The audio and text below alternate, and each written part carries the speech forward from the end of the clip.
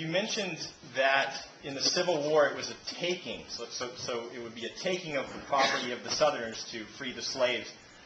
Now, earlier you said that your theory of property was that if we all agree on it, we all agree that it's his tie, it's his property, so it's a societal agreement thing.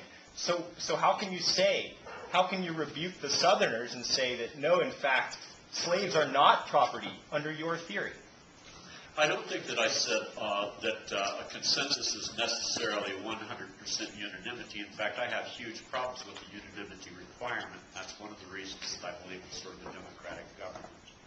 Okay, I have problems with the idea of certain people having certain kinds of property. I have, specifically, let's go to the slavery issue for just a moment. Okay, suppose that we consider the descendant of a slave.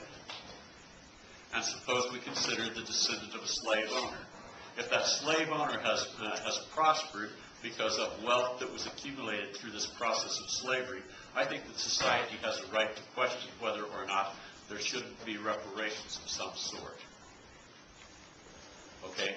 So there, I think that the sense that society has that certain things are just and certain things are unjust might weigh very heavily on redefining who owns what kinds of property.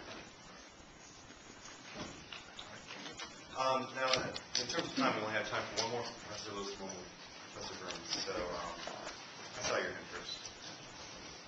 Professor Byrns describes government as a resolution mechanism, intervening in situations where the rational decision-making of individuals has failed, i.e. the free market has failed. And I just want to know, how do you account in your objective issue for taxes or commons, externalities, provision of social goods through taxes? It just seems like you need a government to somehow further these things. If you accept the fact that there are social goods, you do need a government.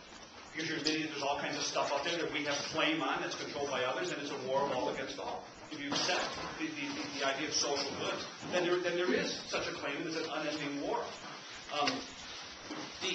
I think that things like the speed limit and all this are just so entirely tertiary issues that if we don't understand the issue of the burden first, we can't possibly understand these borderline cases. We do have to have speed limits. We do have to drive on a certain side of the road.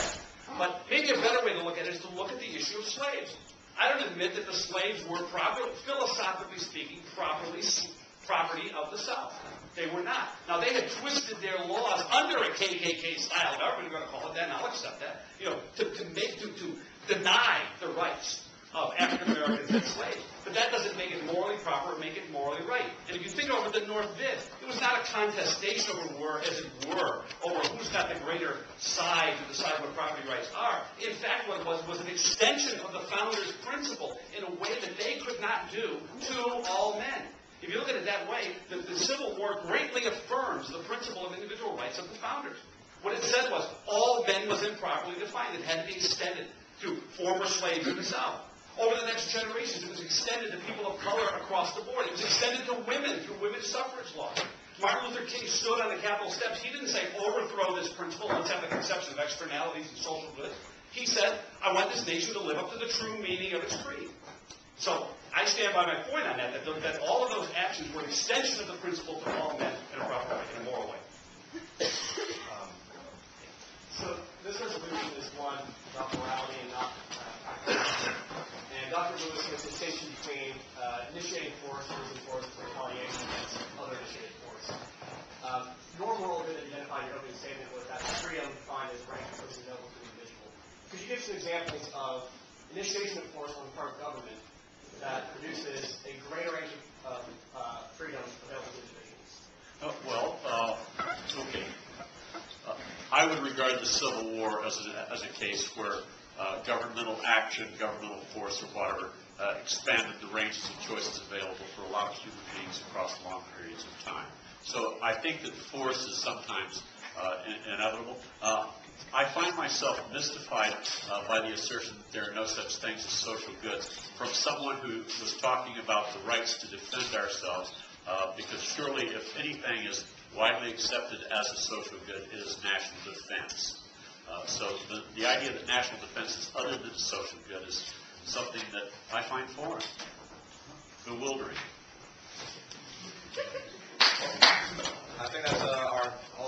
questions. So we, again, thank our guests for being here. It was a pleasure. Thanks, all.